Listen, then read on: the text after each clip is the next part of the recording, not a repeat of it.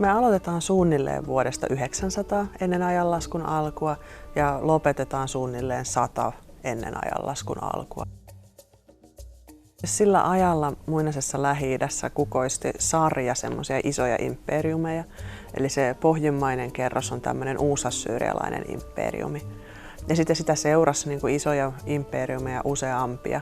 Ja jokainen niistä on jättänyt jälkeensä tuhansia tekstejä sekä myöskin hirveän runsaan arkeologisen aineiston. Suurin osa siitä tekstiaineistosta on kirjoitettu akkadin kielellä, joka on niin kuin kielisukulainen esimerkiksi nykyisen arabian ja hebrean kanssa. Ja sitä kirjoitettiin nuolenpäämerkistöllä. Kun on ollut se kirjoituspuikko tässä oikeassa kädessä, niin sillä on sitten siihen kosteeseen saveen paineltu näin nopeasti se teksti. Aika iso osa niistä nuolenpääsavitauluista ja muusta materiaalista on päätynyt eurooppalaisiin ja amerikkalaisiin museoihin.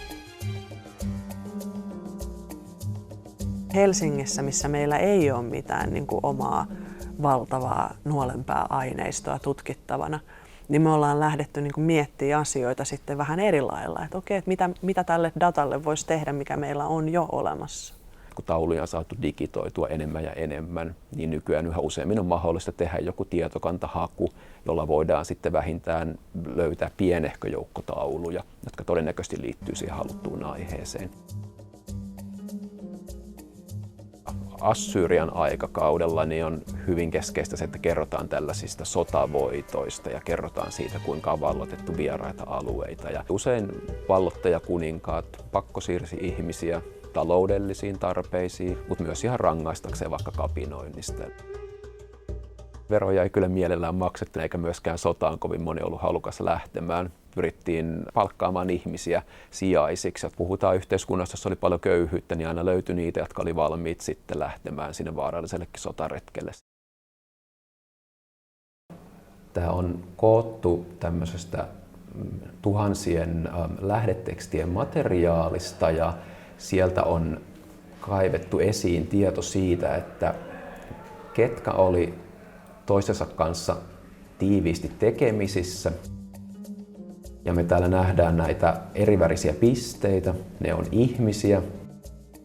Täältä löytyy nyt tällainen Nabukenu Eriba-niminen henkilö, joka oli ammatiltaan kuuluisa seppä Assurin kaupungista. Ja tätä verkostoa tutkimalla niin voidaan vastata vaikka semmoiseen kysymykseen, että ketkä oli Assyrian imperiumin hallitsevaa yläluokkaa ja millä tavalla he pääsi tähän asemaan. Tämä huippuyksikkö voi saada aikaan aika isoja harppauksia nimenomaan tällaisessa digitaalisessa tekstin tutkimuksessa kaiken kaikkiaan historian alalla. Tänne me on löydetty hyviä yhteistyön tapoja, miten digimenetelmien osaajat ja historian tutkijat voi yhteistyötä tehdä. Kaivaa vastauksia erilaisiin historiallisiin kysymyksiin ja kielitieteellisiin kysymyksiin käyttämällä automaattista analyysiä. Ja se on se, että mitä me täällä niin kuin Helsingissä osataan tehdä ehkä parhaiten maailmassa.